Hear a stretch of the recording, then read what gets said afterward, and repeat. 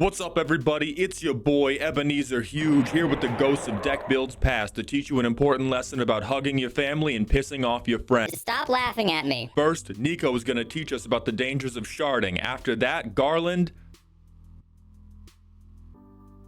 just kind of is, man. And finally, Shilgengar is going to blow his own shit smooth off. Stop.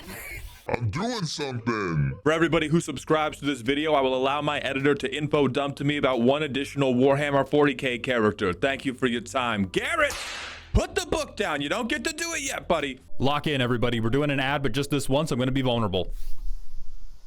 I am a former fat kid whose first menswear icon was Sean Spencer from hit TV show Psych. It is exactly as bad as it sounds, and for many, many years, the only fashion statement I have ever been concerned with making is please do not look at me. I, to this day, take non-zero psychic damage anytime my real-life friends want to see me in real life because I know it means I will have to pick real-life clothes to be seen in. Now, wearing Into the AM shirts has not cured me of that ridiculous social insecurity, but I have started keeping them in a separate stack in my dresser because they are my safe stack. I know I can grab any of these shirts at random, and they will be comfy, fit me well, and I will not have to worry about a pang of shame every time I cross a reflective surface. If you identify with any of that and you would like a safe stack, they are having a Memorial Day sale for the back half of this month. You can get up to 70% off. Go do it now. It's really nice. Also, boobs. Today is the day we are looking at Lulu's deck, which is a spooky deck.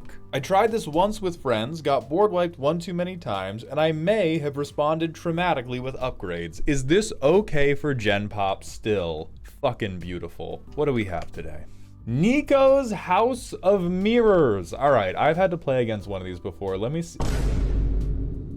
Mom, come pick me up. This is not okay for Gen Pop. I don't care what's in the deck. I emotionally cannot handle an Azorius player who has an alphanumerical tagging system. I already know you are dragging me to hell. Let's just see how it works. I think this is pretty good. I see we're on mirror form, like a gentleman or a gentlewoman or a gentle person. All right, we get Charming Prince. We don't have a Mana Rock, but we have Ephemerate. So we have some Flicker stuff going on. Holy shit, we have Sarah's Sanctum. Land. I got a Scry 2 real fast. I Skyclave somebody. Fuck yeah. I pay 3 life because Sarah's Sanctum currently taps for no mana, and I play Nico. I hit him with the Sarah's Sanctum. I tap 6 mana. Play Virtue of Knowledge, holding up 1 white mana. Flicker Nico, Shard of Hope. I make 1/2, 1/2. Go to my next turn, cast it on upkeep. 1/2, 1/2, because I'm doubling all the ETBs from Virtue of Knowledge. I tap, this floats 8 fucking million mana now. Holy shit. So if I want to, if there is a good clone target, I can do Autumn Soldier. If there is not a good clone target, I can do Aerial Extortionist, and then I try to win. That's pretty hot. We play Aerial Extortionist. We have 5 white mana floating. We get 10 Aerial Extortionists. We swing 40 damage, exile 10 non-land permanents. Like, we have Psych Rifted everybody. That's pretty fresh. All right, we go Flooded Strand. Pretend this is a legal target. Who cares? I get a land that taps for 2 colors. Play Ramp. Play a basic land. So I go Nico. Ephemerate Nico. Ghostly Flicker. Using Nico and another land. Ephemerate copy resolves. So now I'm at 8 shards. Witch Enchanter paying for it. And then I go Flesh Duplicate, the best creature on the board. Tap Nico. See if I win. All right, so Nico, we're making shards. We're gonna turn our shards into a non-legendary creature. So we have game plan shard aggro. I'm presuming these are the guys where if I shard you with these guys, I will win the game. So I have a big flyer who will exile everything. That's gonna be the first mind boom. Shard aggro is when I hit you for 12, but I exile your whole fucking board. That's shard aggro. Autumn Soldier, clone something with Myriad. That one's super good. Battle Angel's definitely gonna work. ETB or attack, draw a card, then foretell something. All right, shard aggro, but what if my aggro plan was a 6 mana mid-range value engine? Absolute gas. Ooh, making 1 million battle cries and 1 million 1/1s. Okay. 2/5 double strike prowess enters for each opponent. Put a non-land permanent that player controls into its owner. Okay, we have lied about what aggro means. We have lied. You can't play a 5 mana 2/5 and be like, yeah, this is my aggro engine. You piece of shit. Oh my fucking lord. Oh my fucking lord. I mean, maybe you have stuff where the prowess is gonna go crazy. Power and toughness equal to the number of creatures you control. On attack, make 2/2s equal to opponents you have. That's hot. Why do I see Endless Storm Rift Loop? I'm presuming this is the trauma response, Lulu. I'm not trying to pick out, oh, this is a bad card. It's like good card in general. I think you have lied in your tag. And I think lying in your tags is one of the worst things you can do as a player. Once you begin lying to your tags, it means you are lying to yourself. And once you begin lying to yourself about the purpose a card serves, that is when you like twist yourself into a million different loops of being convinced that like Ethereal Valkyrie is a good card instead of a cute card that just works with what you want to do.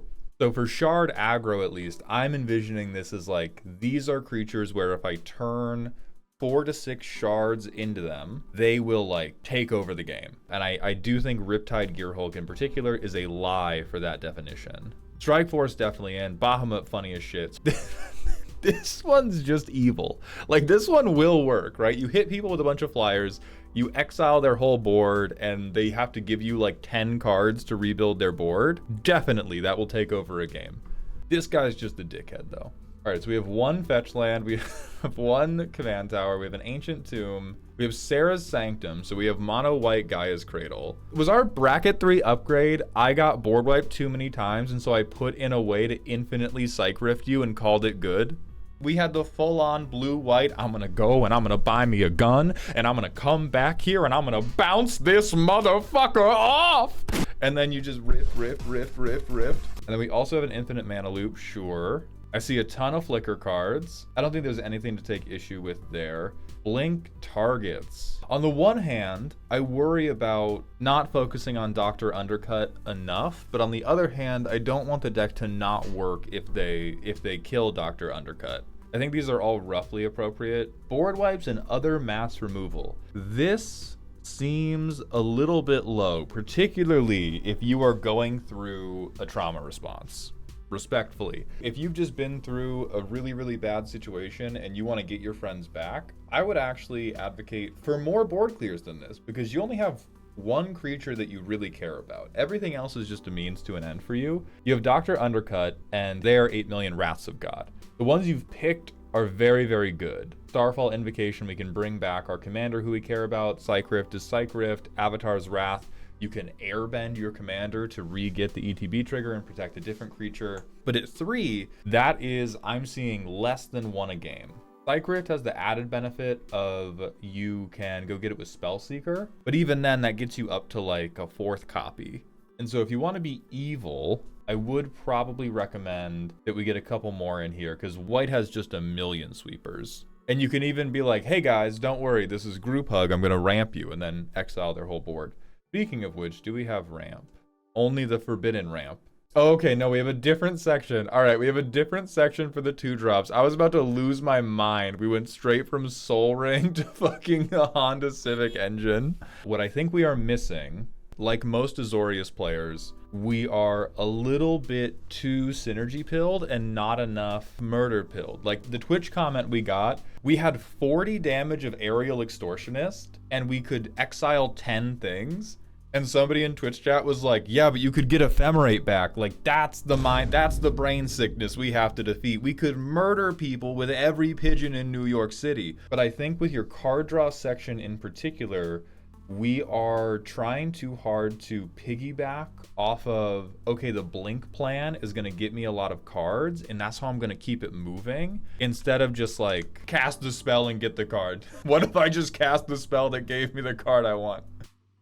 To your credit, you have a high enough density of, here's a really, really threatening thing to turn my shards into. Here is a very good blink spell that I can either repeat, or it is a like permanent based blink engine like Skybind, that I think I would really recommend you go more for stock ups, less for Dowerport mages. You have stock ups, but where's Sussy Baka Fish? Where's my boy? Like, I think particularly in terms of card advantage, Ethereal Valkyrie is a very, very juicy card advantage engine. It's so tempting. I could spend 8 mana and play Ethereal Valkyrie, draw and foretell a bunch of cards. Very synergy pilled, sick as fuck. I could spend 4 mana, find one of my better creatures, and then next turn just try to murder everybody. Like 4 mana, find Skyhunter Strike Force, 80 fucking damage in the air. Those are the types of things that I'm thinking more about, mainly because we don't have a lot of efficient interaction. We're not interactionless. Like, we can use Parting Gust as interaction. We have Aether Channeler to bounce people's shit.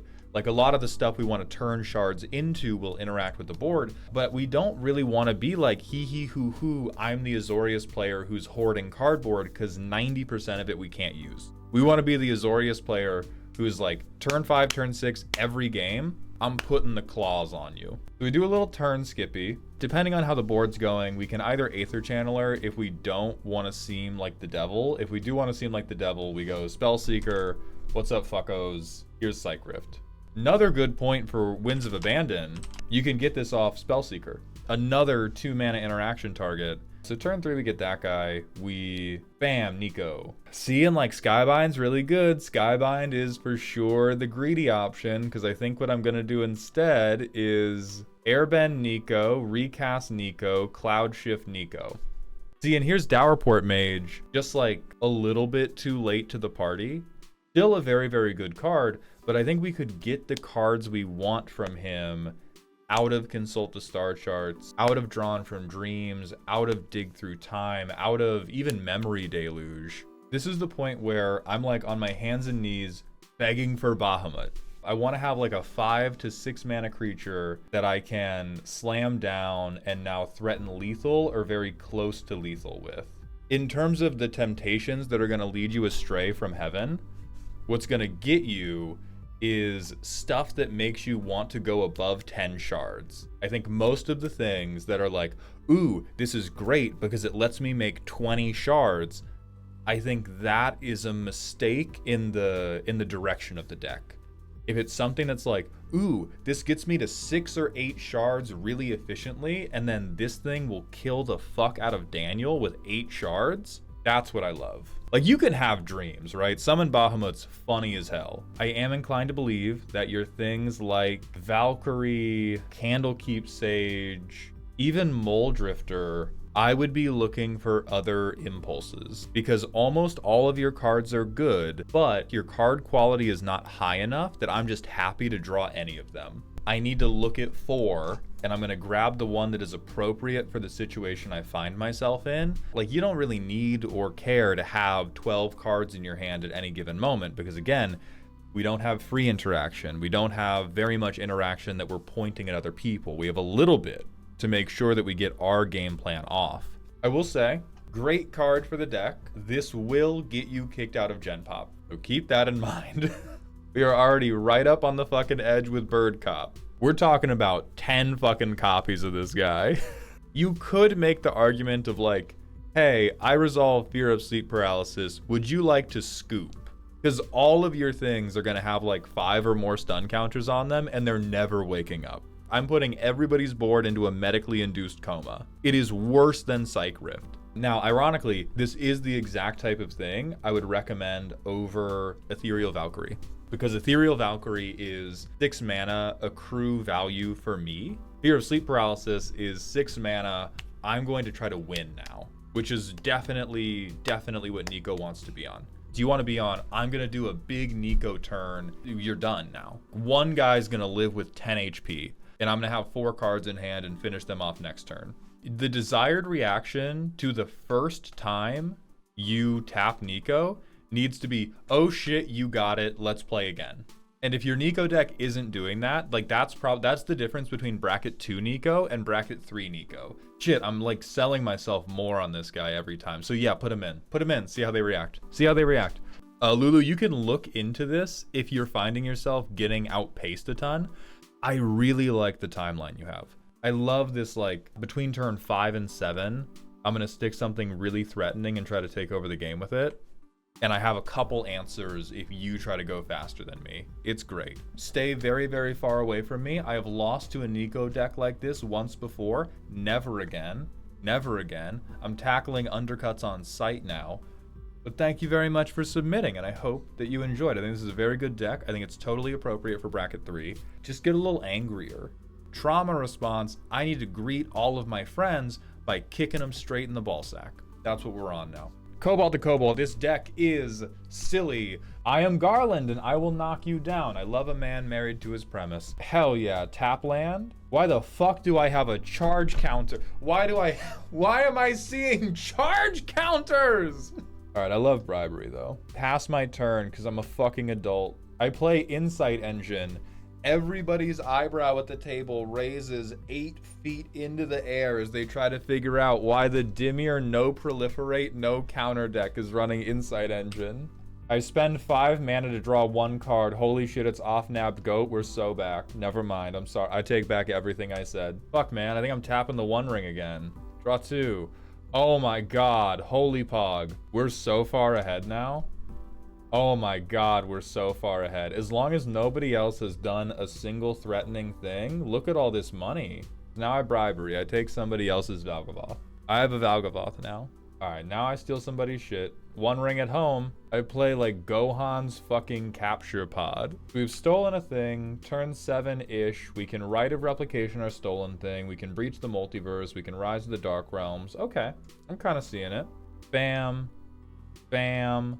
Goat.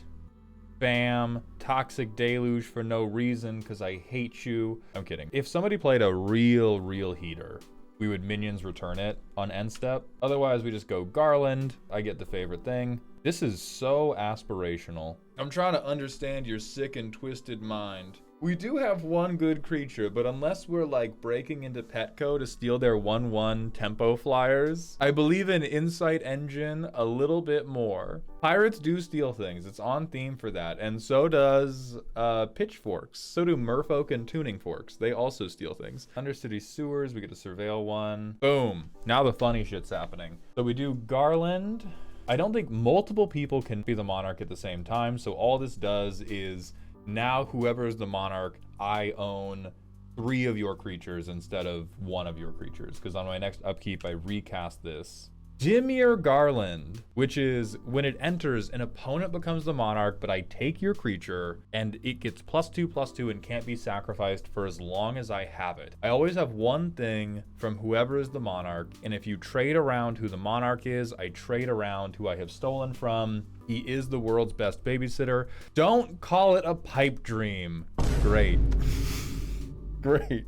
Wonderful fucking tone setting. Blight upon their houses. So we have mass sack, terrible removal spell, normal counter spell, draft common, $25 secret lair, draft common, draft common, draft common. All right, so we have 6 draft commons, a board wipe I found on EDHREC, and holy shit, I love twinks. Oh my fucking god, I would pay any amount of money for a twink to just fucking spit on me. Nice. I respect it. Runaway Together is devious. This is a devious card. Fishing. I love you. I love you. And then we have, ooh, more theft. Okay. Real and based. Responsibly getting mana. Gotta draw 6. Nah. I realize you have the monarch in play, but I swear to God, anytime I see a blue player or anybody go, yeah, gotta draw, 6 cards, it has the same energy as a 20-year-old on Tinder talking somebody up and being like, yeah, bae, you know what? I just gotta get that money. I hope you understand. I'll hit you up after my shift at the 7-Eleven. I can't fucking take it. I can't fucking take it. Gotta draw. Do you, bitch? You don't seem to value it. Yeah, this is a commander where we don't even want to have the monarch. It's not great at counterweighting the draw. Oh my god, if we just make 1,000,000 Garlands, that's fucking hilarious. 37 lands is good. Oh, okay, so we permanently steal. Love it, love it. The GOAT! Respectfully, Cobalt, I love all your card choices. This deck fucking sucks. This is dog ass. I love it. 10 out of 10, derogatory. The first thing I don't love, I have a great amount of doubt in Thassa, Piracy, and Reconnaissance Mission as things that will pay off like we want them to. One funny card I want to point out is Fall from Favor. Enters, tap enchanted creature and you become the monarch. Enchanted creature doesn't untap during its controller's untap step unless that player is the monarch. That is very good dramatic irony. 10 out of 10. And I do love a deck where we like every card that comes off the top. So I'm not even going to recommend that we like really shape this up to be hyper responsible. But I think the card draw section is deeply disconnected from how the deck wants to draw cards. Staff of Eden I could accept as our pie in the sky dream. Insight Engine for bracket 2. All right, okay. Not hating on it. I think this like damage and attack based draw, it seems really weird to me. Because your deck no put out good board state. We kind of want to be a bastard, right? You have a rule against sacrificing the thing you stole. You have no rule against putting one more -1/-1 counter on it every single turn until it dies. I think this would be a very, very good draw engine for you to stick. You can play it on 3, start getting your cards that turn. Next turn, play Garland, begin blighting down the thing you took. Biden Athasa, Coastal Piracy, Reconnaissance Mission. I think these just want to be like... Because to me, they represent like 1 card a turn. If in your experience, your pod is just like not blocking, you are always stealing evasive creatures, different story. And all the pods I have ever walked into with the board states that you are putting out on average, these are representing like 1 card a turn unless I'm super winning, and then there are a lot of cards. But I would rather just get it down earlier to make sure that I am like land dropping, to make sure that I am ramping into my big hee hee ha ha spells. Because the big funny spells in this deck are fucking hilarious. Being able to hold up mana for a misleading signpost, being able to darkness crystal, being able to cast stuff like Corrupted Conscience, that's what we want to do. The curve's a little bit clunky with this many 4-drops and 5-drops. And so if we ever miss like 2 land drops in a row, we just hate ourselves. You have so many things that are a lot of fun at 5 to 6 mana. I think you like your card draw engines at 2 mana more. Like, I think if you go every game, I either know I'm drawing a mana rock or know I am drawing something like Keen Duelist. Every game's good. Every game's great for you forever and ever and ever. Is there... Pipe Dream. I mean, sure, it's bracket 2. Oh, right, that was the other thing. I don't think Rise of the Dark Realms is a pipe dream. I think for Mill, you either gotta commit to being the bimbofication demon, or you gotta not do it. Where was that 1 court? Because it made me... You let me keep Monarchy, right. Letting you keep Monarchy is really funny. Court of Cunning fucking sucks.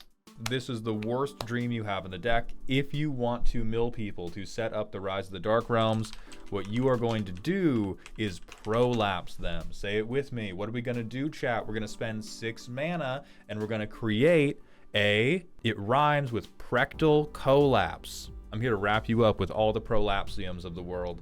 These are all great spells. The only other one I'm going to try to sell you on, for the purposes of Rage Bait, is Flash Photography. Because 1, look at how goddamn stupid this guy looks. You can just throw this card at people. They'll lose 10 life from the mental damage alone. If the table colludes against you, it is a very good option to steal something that they didn't want to give you. Because you don't have to target something you control. If you target something you control, it is like a good pseudo protection spell because you get a token copy of it. But you can still just copy anything on the fucking board. That's very, very powerful. You can hit a land if you desperately need to hit a land. You can hit your own Thrawn Dynamo if you need 1,000,000 mana for some reason. We can copy any of our courts. We can copy our opponent's commander if they haven't been swinging. It's a very, very good illusion of choice card, where all the other ones are like, if the plan is already working, I will copy what has been going on. Is there anything else we're missing? Because I love stealing.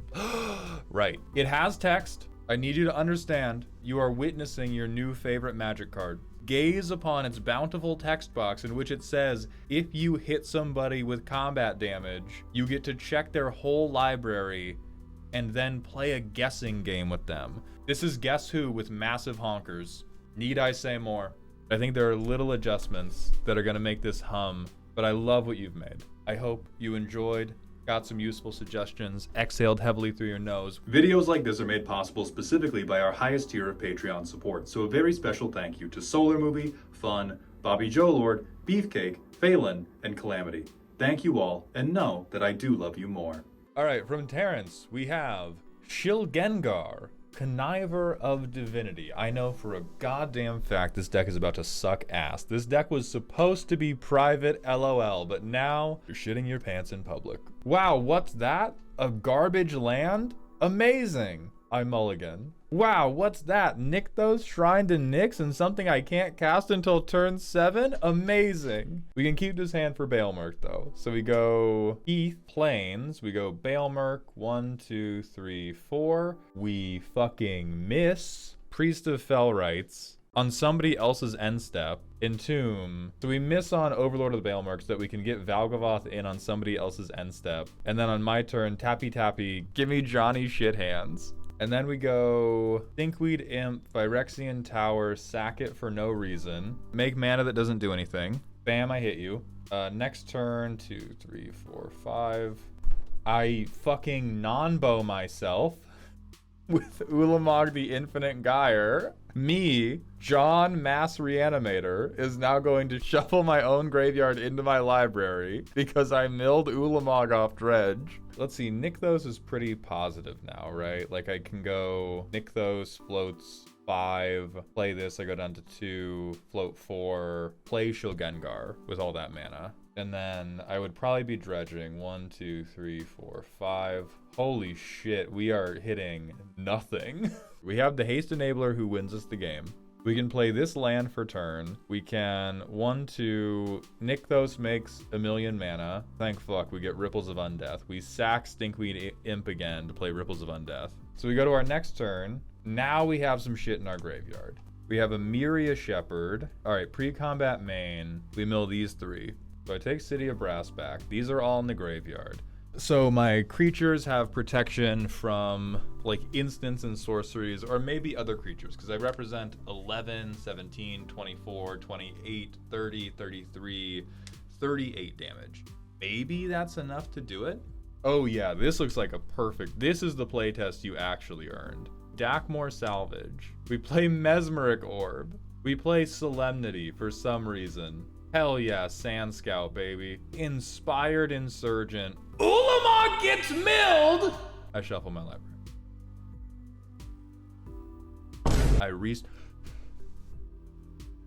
I can't take it. I can't take it.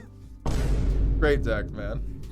Now we can Entomb, and then we can Animate Dead. So we would definitely, we would do the same thing of Entomb Valgavoth, Reanimate Valgavoth. This is our turn 5. So we have Shilgengar, which cares about sacrificing angels to make blood tokens, to stack blood tokens, to reanimate our entire graveyard as vampires. So I'm presuming we have a shitload of angels. We have 40 creatures. We have 15 angels. What do we have instead?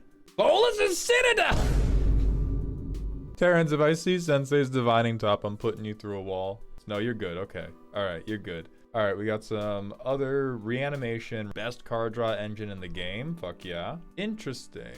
Mass Flicker doesn't make sense to me, but I'm sure it will later. Necrologia is crazy, bro. 5 mana, pay X, draw X, dump all my creatures for when I'm ready to do the Shilgengar plan. That's kind of hot. Oh, it eats finality counters? I thought finality counters got you whether you died or went to exile. Oh, flickering gets around. Okay, then that's very, very good. Settle the Wreckage makes sense. I see Terrence has to play against the token player. We have 38 total, 34 untagged lands. Good little bouncer. Oh, Jesus. Oh, God, we're doing the meld plan. We have more reanimation. Put reanimation in your reanimation because you have no other fucking plan. Even more reanimation in your reanimation. Mauled, there's 2 Heir Apparent players. More reanimation per reanimation. A coward card. Mogus's Marauder. That's actually sick as fuck. This is our I reanimate with Shilgengar. Everything has haste. They kill you. That's very cool. More reanimation. More! Can't fucking take it. Okay, finally, something that just mills us. Holy shit, some actual synergy piece. God damn it, more reanimation. All right, Dredge, I like that. That looks like an angel to me. This is the biblically accurate angel. I'm cool with that. Hell yeah, biblically accurate angel. Evil devil card. Evil devil card. Okay, 100%. Y'all motherfuckers ever seen a word cloud? Here's what happened with Terrence. So here's the word cloud of Terrence's brain, right? Here's the word cloud of Terrence's brain. They were like, ooh, I've got an angel commander. They do some masa. Every once in a while, they're gonna shit and fart. Ooh, they're also gonna mass reanimate. And then Terrence's brain went, that's a strategy. I can look that up on Scryfall. Fuck yeah, I'm gonna do everything that says that. And then a little bit that says that. Unfortunately, this deck is almost certainly going to work. We have Bosa's Citadel. We have a shitload of relatively resilient creatures. Do we have no fucking ramp for a 5-mana get the party started? We have no ramp. We are curving out bullshit. Never mind. We are bricking our own hand and then asking for a friendly mulligan 5 turns into the game. 100% what this deck would benefit from is way more focus on self-mill and just let Shilgengar be the mass reanimation. Like, we have so many other things that are reanimating when it could just be, I'm gonna dump my library into the graveyard and then Shilgengar is bringing them back. Genuine opinion, Terrence, I think you are way too lost in the sauce of multiple synergies instead of just like, where is the big angel I want to sacrifice? Where is my full graveyard? Like, that's the deck. Because the thing that's holding it together right now is going like, well, I hope to God I draw a Grave Tutor, and I hope to God I draw a Reanimation piece. And if I do that, I'm betting the house on Valgavoth. And if I do anything else, I'm weeping and shitting and crying. But I do think some of these picks are incredibly clever. Like Necrologia, terrifyingly clever. Coward behavior, by the way. This is a true trauma response. For sure, for sure. The Marauder I also love. Overall, I think we are undercutting what Shilgengar wants to do in favor of being a more generic reanimator deck. I do think there are worlds where you could relatively quickly set up a deck that wants to play and activate Shilgengar like on turn 6 and have a scary thing happening. And that's the world I think this wants to live in. The Ulamog, even though you cut it in paper, that's so fucking funny. Is there like one specific card that can tie this together? I'm gonna hit you with the Mauled special. You gotta stargaze, bro. You gotta get in a beat up 82 Mustang, take your girlfriend, your boyfriend, your partner, whatever. You gotta take them out to the countryside, because this would be great. You do want ramp for sure. This would be a thing where if you were trying to do a bunch of like repeatable reanimation, I would believe in that a lot more. You could Barrogoyf if you wanted something to do earlier on too, because that's on combat damage, you get to do it.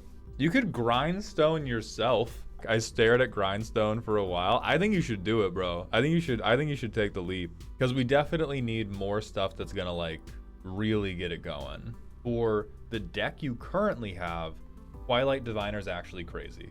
I know you're gonna look at this and you're gonna be like, oh my god, this has text on it? It does, look lower. And then you're gonna go, oh my god, that's a non-bow with my commander. But right now, your deck is not built to care very much about your commander, and this will give you a token copy of anything you reanimate normal style. So if you want to keep it on, I want my commander to be a cherry on top, but for the most part, I want my deck to be like a 99 of creatures that recur each other. Twilight Diviner is very, very good for that. So that's the last piece of heat I'm going to give you. Thank you very much for participating in the raffle, and I hope you got some entertainment.